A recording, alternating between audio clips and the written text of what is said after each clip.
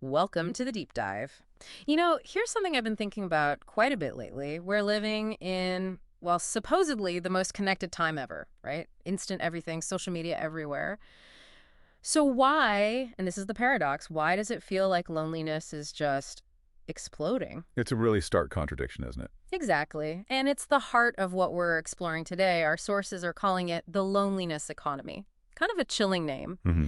So this deep dive, it's really about unpacking how businesses, they're not just seeing this isolation, they're actively creating new markets around it. Building on it, yeah. Our mission here is to map out this emerging industry, look at all the different ways companies are playing in this space, and really get into the implications for us, for human connection, for our well-being. Yeah, the human side of it. Which brings us to I guess, the central tension, the question we'll keep coming back to, is this stuff genuinely innovative? Is it solving a real social Yeah. problem?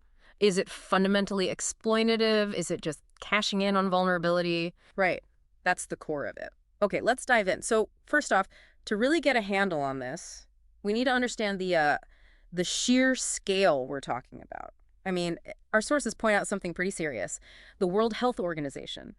They've actually declared loneliness a global health threat. That's huge. Not just a feeling, but a public health issue. Exactly. Puts it right up there with other major crises. And it underlines that paradox you mentioned. We're all hyper-connected online, supposedly. Mm. Yet the data, the lived experience, it shows we're becoming more isolated. And who's feeling it most? Well, the sources highlight a couple of key groups. Often urban professionals, especially now with remote work being so common. And maybe counterintuitively, Gen Z. Despite being digital natives, constantly scrolling. Huh. That is interesting. Yeah, it's this sort of quiet, pervasive thing, not always obvious from the outside, which is why some are calling it the hidden epidemic of the 2020s. It's a hidden epidemic. And it hits everything, really. Mm. Mental health, sure, but physical health, too. So, okay, we've got this global health threat, this widespread pain point affecting millions. It makes sense then, doesn't it? Where there's that kind of deep need, that void. A market emerges, Yeah. almost inevitably. And this particular void, the loneliness void, well, it turns out it's potentially very profitable, which leads us right into how brands are responding, how they've spotted this need-turn niche and are, well, monetizing the modern craving for connection, as one source puts it. Often using technology, especially algorithms, to do it. Right. So give us some examples. What are the main pillars here, according to the sources? Okay, yeah, there are a few really distinct ways this is playing out. First, and maybe the most striking, is AI companionship going mainstream. AI companions, like chatbots. Sort of, but much more sophisticated now. Yeah. Think apps like Replica, Wobot, Character.ai. These aren't just weird fringe experiments anymore. The sources call them go-to outlets. Go-to outlets for what, exactly? From emotional support, believe it or not. Uh-huh. For like daily check-ins, journaling, even simulated romance. Wow, okay. So people are actively turning to AI for interaction. Regular interaction, yeah. It's moved incredibly fast from, science fiction to just a thing people use. That's one pillar. What else? Then there's the rise of experience subscriptions. Basically, services selling curated company. Selling company. How does that work? Think virtual co-working spaces. Right. You log on, not necessarily to collaborate, but just to feel like others are around. Or live online classes designed less for the skill, maybe, and more for the interaction. Ah, okay. Creating a sense of community, but as a paid service. Exactly. And some go further, sending little gifts, voice messages, things designed explicitly to simulate friendship. Simulate friendship. That phrase really lands, doesn't it? It does. Connection as a service. Then a really interesting shift. Solo is becoming the new social. Right, I've noticed this. Doing things alone isn't seen as sad anymore. No, quite the opposite. Traveling alone, dining alone. It used to have a stigma, right? Now it's almost a status symbol, a choice. Self-care, exploration. So how are businesses tapping into that? Hotels, for instance, offering aloneness perks. Aloneness perks, like what?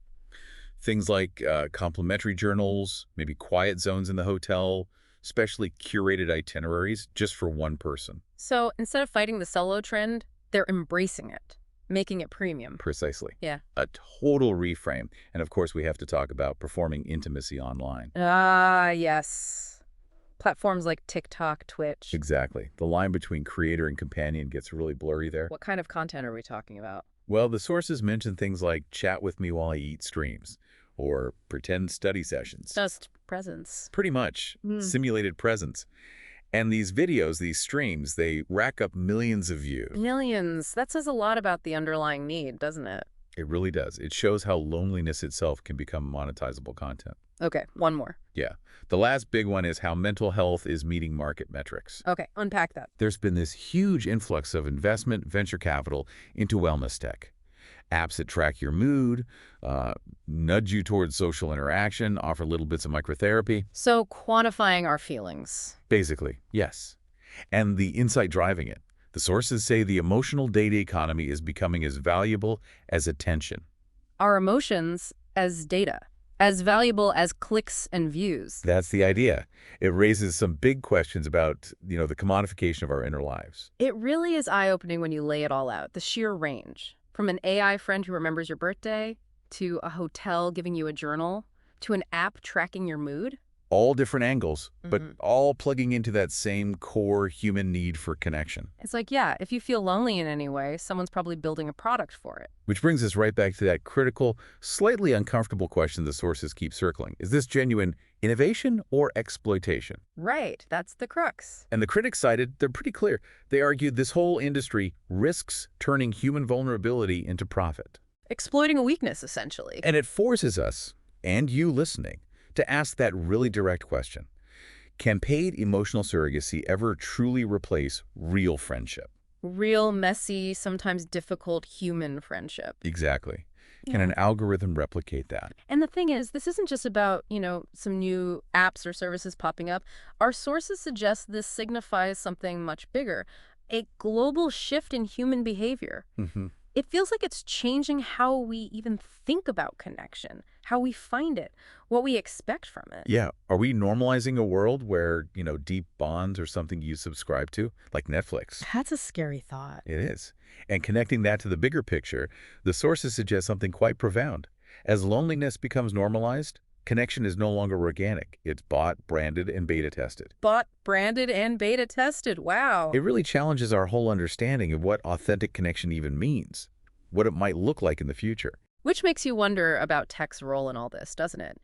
I mean, if technology, social media, remote work, endless screens, if it played a part in creating this isolation, Right. is tech now genuinely solving what it helped create? Or is it just finding new, more sophisticated ways to mediate and maybe monetize our interactions, creating another layer? A whole new layer of complexity. Okay, so to recap this deep dive into the loneliness economy, we've seen how modern isolation has become this paradoxical global health threat, and how businesses are stepping in creatively or maybe, opportunistically to monetize that fundamental human need for connection. We've looked at the sheer diversity of it all, AI pals, curated experiences, the solo trend, online intimacy, emotional data. It's a vast landscape. It really is. And as we finish up, maybe the thought to leave you with is this. In a world where connection itself can increasingly be purchased, what does it actually mean to be truly connected? What's the real value of an authentic relationship when there are so many alternatives, so many simulations available? That's a deep question. And maybe what responsibility do we have as individuals, as a society, to nurture those real organic connections outside of these new markets? Something to definitely think about long after this deep dive is over.